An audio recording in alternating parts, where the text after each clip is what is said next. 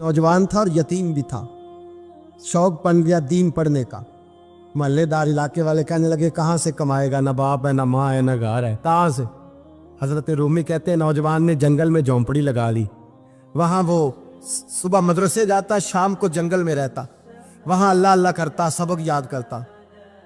एक दिन बादशाह की बेटी रास्ता भूल गई, जंगल में आई सहेलियों के साथ, बॉडीगार्ड भी साथ थे पर रास्ता भूल गई। खोती खोती शाम हो गई, ऐसी खोई कि जब रात गहरी हो गई तो आके उस नौजवान के पास रुकी और चिल्लाने लगी। शेर के दहाड़ने की आवाज आती है, भेड़िए के बोलने की आवाज आती है। नौजवान अकेला, सहेलियां बिछड़ गई, गार्ड बिछड़ गए। कहने लगी मैं परेशान हूँ, मुझे जगह मिल जाएगी। नौजवान कहता मैंने शहजादी देखी और मुझे भी पता था कि घर एक ही है और आग को अंदर से दरवाजा भी बंद करना पड़ता है, जंगल जानवर भी आ जाते हैं। कहते मेरी छोटी सी कुटिया में, झोंपड़ी में वो आई, रो के कहने लगी सहारा कोई नहीं, अगर मैं पीछे निकलूंगी तो भेड़िए खा जाएगा। कहते मैंने उसे जगह दे दी। अकेली औरत, चिराग जल रहा है, सबक याद कर रहा हूँ। मेरे नबी पाक ने फरमाया जहाँ मर्द औरत अकेले हो तीसरा शैतान होता है। और शहजादी, वो बच्चा कहता है सबक याद करता रहा सारी रात। वो बच्ची को कहा सो जा, पर वो कहती है नींद मुझे भी कहाँ आई। ऐसे मौक़ों पर नींद, सारी रात सबक याद करता। थोड़ी थोड़ी देर के बाद चिराग जलता तो उस पर उंगली रखता, हाथ जलता तो पीछे खींचने, फिर दूसरी उंगली रखता, थोड़ी देर के बाद जलता तो खींचने, हाथ सारा जल गया। सुबह किरणें चमकी तो कहने लगा चल निकल जा, दौड़ जा, बस बड़ा सब्र का इम्तिहान हो गया, चली जा। शहजादी बाहर निकली, सिपाही ढूंढ रहे थे। बादशाह खुद जंगल में निकला हुआ था, मेरी बेटी मिल गई। बादशाह तन्हाई में जाके कहने लगा बेटा मैं दुनिया को बताऊंगा कि मेरी बेटी खोई नहीं थी, सिपाही साथ ही थे। ये बड़ा मुश्किल होता है, बेटी तो भूल के भी रात कहीं रह पड़े तो लोग जीने नहीं देते, तो बेटा मुश्किल हो जाएगा मेरे लिए। कहाँ थी? उसने कहा नेक नौजवान के पास। उसने कहा बेटा मैं तो तेरी बात मानूंगा पर दुनिया नहीं मानेगी। अगर उस नौजवान ने किसी को बता दिया कि तू उसके पास थी तो फिर लोग मेरा जीना मुहाल कर देंगे। बेटा मैं मर जाऊंगा, मेरी मजबूरी ये है कि वो कहीं राज ना उगल दे वो नौजवान, उसे कत्ल करना पड़ेगा। औरत ने मिन्नतें की, उस बेटी ने कहा मेरे मौसम को मारोगे, रोई। और वो कहने लगा मैं बादशाह, वो मेरा अपना वकार है, मैं उसको छोड़ नहीं सकता। गिरफ्तार कर लाए सिपाही। वक्त तय हो गया सजा का।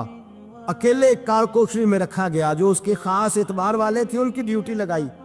बादशाह ने बुलाया, पहले बिलम आया। औरत कहने लगी, बेटी कहने लगी एक दफा तो बुलाओ ना, एक सवाल बस पर्दे में रह के पूछना है और फिर जो आपका जी चाहे, मेरे मौसम को मारना तो है, तो मर्जी आपकी। सामने खड़ा किया, नौजवान पर्दे के पीछे, औरत खड़ी हो गई। बादशाह बीच बैठ गया। बीबी कहने लगी सारी रात बेदार मैं भी रही, सोया तू भी नहीं। वो जो तू चिराग के करीब हाथ लगा के जलाता था वो समझ नहीं आई। नौजवान रो पड़ा, कहने लगा क्या करूं, मैंने रसूलुल्लाह का दीन पढ़ा है, क्या करूं, मैंने हुजूर का दीन पढ़ा है।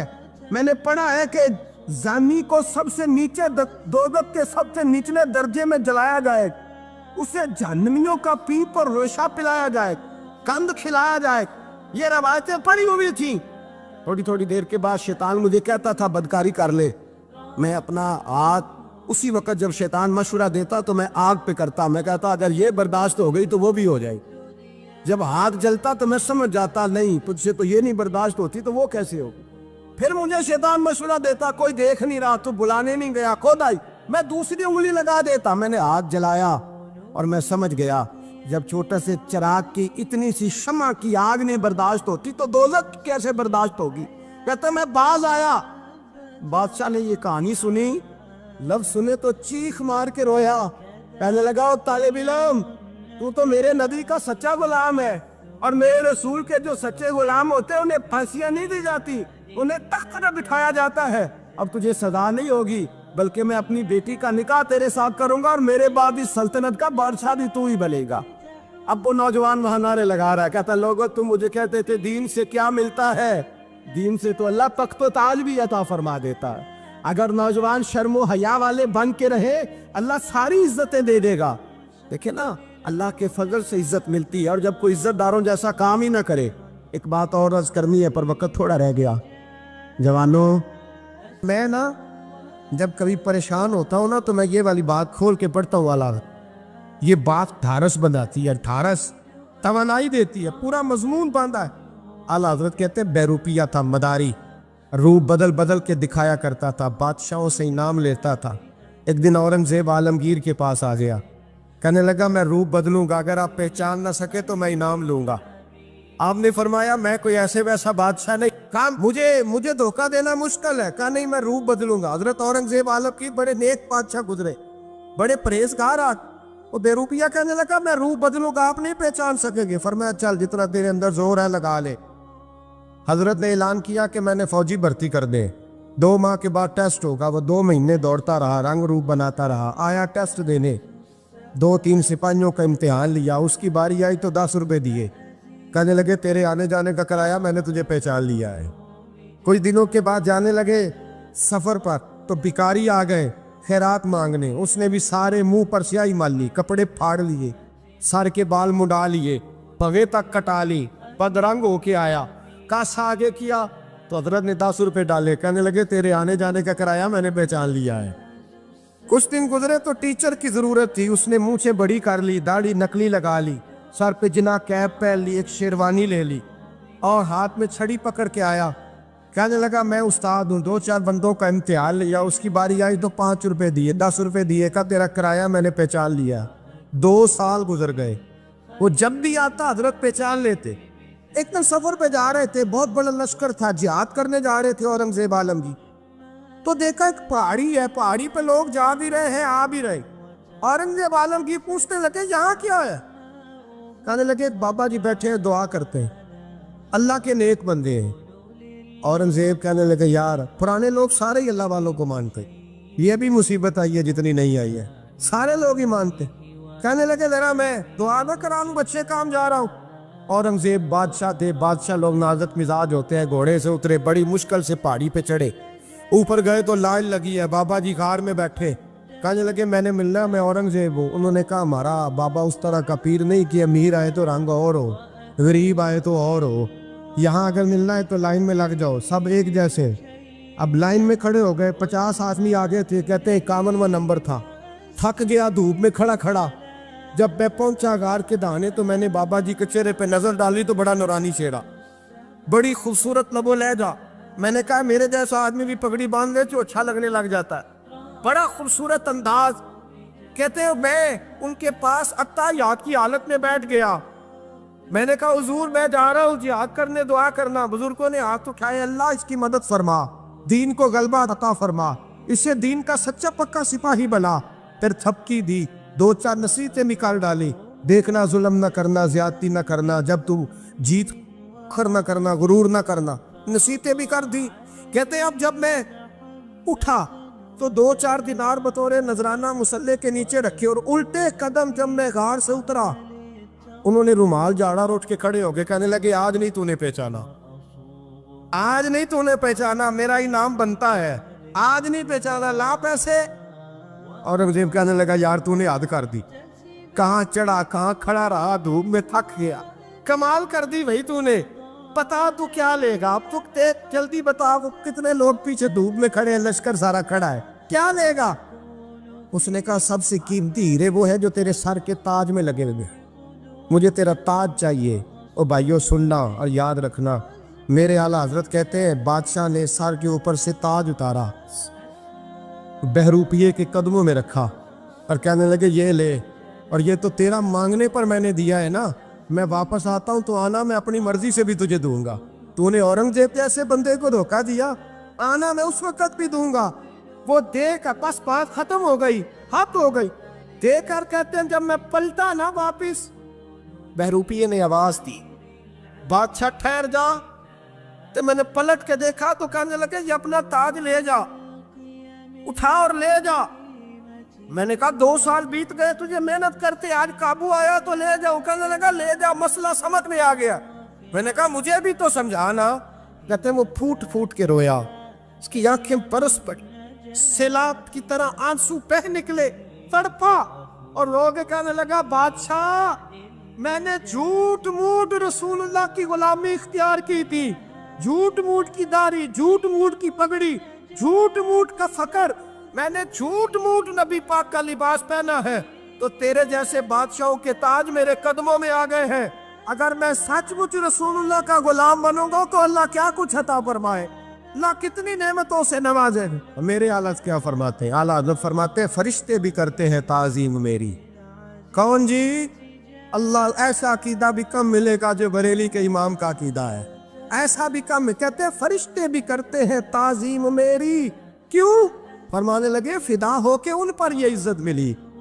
بغداد کے ایک درویش عالم تھے، تو وہ جب بھی نماز پڑھاتے نا تو کسی تاجر کی 2 بیویوں کے بارے میں دعا مانگتے۔ توجہ ہے میری بات پر؟ نماز پڑھاتے تو کہتے اللہ اس تاجر کی 2 بیویوں کو اپنی خاص رحمتیں عطا فرما۔ ایک دن لوگ ان کے گرد اکٹھے ہو گئے، کہنے لگے بابا جی بتائیں تو صحیح وہ بیویاں کون تھی جن کے لیے آپ دعا مانگتے؟ تو فرمانے لگے میرے شہر کا ایک تاجر تھا، بہت بڑا تاجر تھا، مالدار تھا پر بے اولاد تھا۔ اسے بغداد سے ملک شام جانا پڑتا تھا تجارت کرنے، اور کئی مہینے اسے شام کے ملک میں رہنا پڑتا تھا۔ اس نے اس طرح کیا کہ وہاں بھی ایک شادی کر لی۔ توجہ ہے نا میری بات پر؟ کیا کر لیا اس نے؟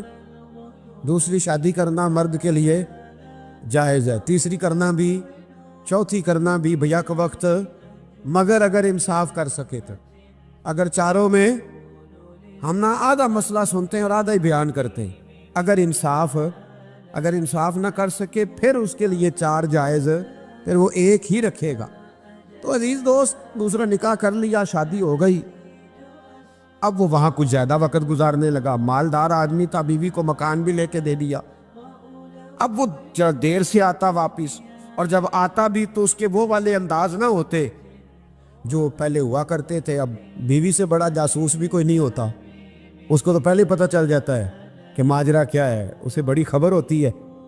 تو اس نے محسوس کر لیا کہ بدلے بدلے سے میری سرکار نظر آتے۔ وہ کہنے لگی اب کہ جب آتا جاتا ہے تو اس کے حالات کچھ بدلے بدلے سے ہیں، ماحول کچھ اور ہے۔ اس نے ایک بوڑھا آدمی جو اس کا عزیز بھی تھا اور سمجھدار بھی تھا اس کو تیار کیا۔ کہنے لگی اب کہ جب ملک کے شام جائے نا تو اس کا پیچھا کرنا اور خبر کرنا کہ کہاں رہتا ہے، کہاں جاتا ہے، کیا کرتا ہے۔ وہ بوڑھے بزرگ جو تھے وہ خاتون کے کہنے پر کچھ اس نے کرایہ بھی دیا۔ وہ اس تاجر کے پیچھے گئے اور واپس آ کے خبر دی۔ کہنے لگے کہ یہ تو 2-3 سال بیت گئے، اس نے وہاں بھی شادی کی ہوئی ہے، تجھے بتایا ہی نہیں۔ بی بی بڑی سمجھدار تھی، حوصلہ مند، زیرک، اس نے شور نہیں مچایا۔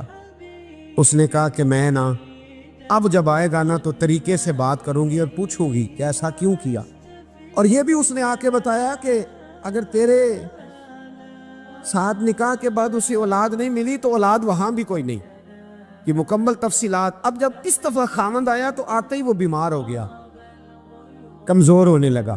اب خاتون نے مناسب نہیں سمجھا کہ آتے ہی دڑام سے میں اس کے سر پر یہ بت یہ ٹھوڑ دوں کہ تو نے نکاح کیا ہوا ہے اور مجھے بتایا نہیں۔ وہ ذرا تسلی میں رہی، کچھ وہ بیمار تھا، حوصلہ رکھا، خدمت کرتی رہی۔ کچھ دن گزرے تو وہ تاجر انتقال کر گیا، فوت ہو گیا۔ اب راز کھل نہ سکا، عدت گزاری، اور جب سارا مال جمع کیا نا تو اشرفیوں کی بوریاں بھر گئی۔ سارا مال اس بی بی کا، 4 بوریوں میں اشرفیاں، 4۔ یہاں تو پیٹ کا دوزخ ہے، معاذ اللہ، بھرتا ہی نہیں۔ حل من مزید، حل من مزید۔ وہ جو کہتے تھے نا کہ بس باہر چلا جاؤں اور باہر میں کچھ تھوڑے سے پیسے کما کے 2-3 سال میں لوٹ آؤں گا، پھر یہاں آ کے کوئی کاروبار کروں گا، وہ گئے ہیں تو واپس نہیں آئے۔ وہ جو کہتے تھے نا بس میں نے اتنا سا کاروبار کرنا ہے کہ مکان بن جائے، انہوں نے 4 مکان بھی بنا لیے ہیں، لیکن بریک حل من مزید کی دوڑ ہے۔ اب 4 بوریاں اس عورت نے چھپائے رکھی، کوئی بندہ نہیں جانتا بغداد میں کہ ملک کے شام میں تاجر کی دوسری بیوی بھی ہے۔ جب وہ فارغ ہوئی تو اس نے اس بوڑھے جاسوس کو پھر بلایا اور 2 بوریاں اونٹ پہ رکھی، خود بھی ساتھ بیٹھی اور ملک شام گئی۔ اللہ اکبر۔ وہ بزرگ کہتے ہیں میں ایسے نہیں دعا کرتا۔ اس کو جا کے کہنے لگی میں اکیلی وارث نہیں ہوں، آدھے کی وارث تو بھی ہے۔ میں اکیلی وارث نہیں، یہ تقسیم وراثت ہے، آدھی کی وارث تو بھی ہے، تو رکھ اپنے پیسے۔ مجھے پتہ ہے اس نے نکاح کیا تھا پر مجھے بتایا نہیں تھا، تو رکھ اپنے پیسے، میں تجھے دے رہی ہوں، آدھے تیرے ہیں آدھے میرے ہیں۔ اس نے نظر اٹھائی تو رو پڑی، کہنے لگی نہیں اب یہ سارے تیرے ہی ہیں۔ اگر تو اللہ سے ڈرتی ہے تو میں بھی رب سے ڈرتی ہوں، اگر تو مصطفیٰ کریم کا کلمہ پڑھتی ہے تو میں بھی اسی نبی کی ماننے والی ہوں۔ کہا بات کیا ہے، میرا کیوں ہے سارا؟ تو وہ خاتون کہنے لگی وہ 2 سال 3 سال سے میرے ساتھ نکاح تھا اور اس نے بتایا تھا مجھے کہ میری بیوی بھی ہے، اور میں غریب تھی تو میرے والدین کو بھی بتایا تھا کہ میری دوسری شادی ہے۔ یہ مکان اس نے مجھے لے کے دیا تھا، میرے تمام اخراجات وہ پورے کرتا تھا، نان و نفقہ کا خیال رکھتا تھا، لیکن اب کہ جب وہ آیا تو وہ بیمار تھا۔ اس نے مجھے بتایا کہ مجھے طبیب نے بتایا ہے کہ میں شدید بیمار ہوں، شاید بچ نہ سکوں۔ تو کہنے لگی وہ مجھے کئی لاکھ روپے بھی دے گیا اور جاتے دفعہ مجھے طلاق بھی دے گیا، فارغ کر گیا۔ کہنے لگا تو جہاں چاہے میرے بعد نکاح کر سکتی ہے، اور کہنے لگا میں چاہتا تھا پہلی بیوی کو بتا دوں، موقع نہیں بنا اور اس کا دل نہ ٹوٹے، بتا نہیں پایا، لہذا وہ مجھے ڈھیر سارے پیسے دے چکا ہے، سارا میرا حصہ مجھے پہلے سے دے چکا ہے۔ میری بہن اب یہ 4 بوریوں میں سے 2 میری نہیں بلکہ 4 کی 4 ہی تیری ہے، تو ہی اس کی حقدار ہے۔ تو بزرگ کہتے ہیں مجھے بتاؤ جن کے اندر اس قسم کے تقوی کی جھلک ہو ان کے لیے ہر نماز کے بعد دعا مانگنی چاہیے کہ نہیں مانگنی چاہیے؟ حضرت عمر کے زمانے میں ایک نوجوان تھا، نیک تھا، مسجد جایا کرتا تھا رات کو۔ تو مسجد جا رہا تھا تو رستے میں ایک عورت نے دعوت گناہ دی، ابن عساکر نے اس کو لکھا ہے۔ تو نوجوان تھا، خواہشات تھی، کچھ طبیعت مائل ہو گئی، ابھی ادھر جا ہی رہا تھا کہ کسی نے آیت پڑھ دی والی من خاف مقام ربی جنتان، جو رب کے سامنے کھڑے ہونے سے ڈرے گا اللہ 2 جنتیں دے گا۔ واقعی ڈر گیا، وہ واقعی ڈر گیا، اتنا ڈرا کہ بے ہوش ہو کے گر پڑا۔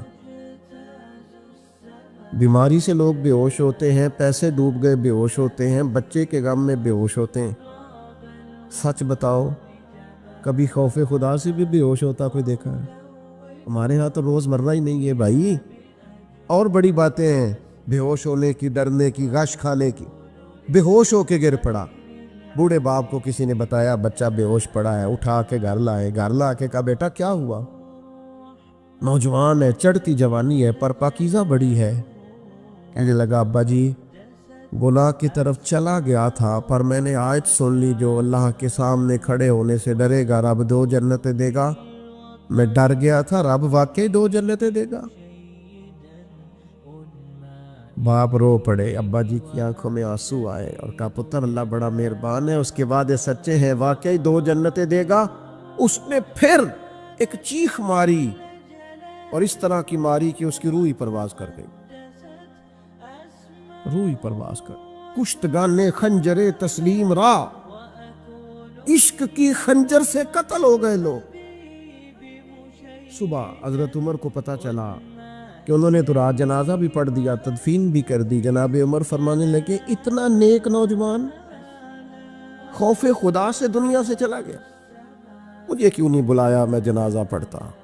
فاروق اعظم فرما رہے ہیں میرا شوق تھا میں اس کا جنازہ پڑھتا۔ کہ حضور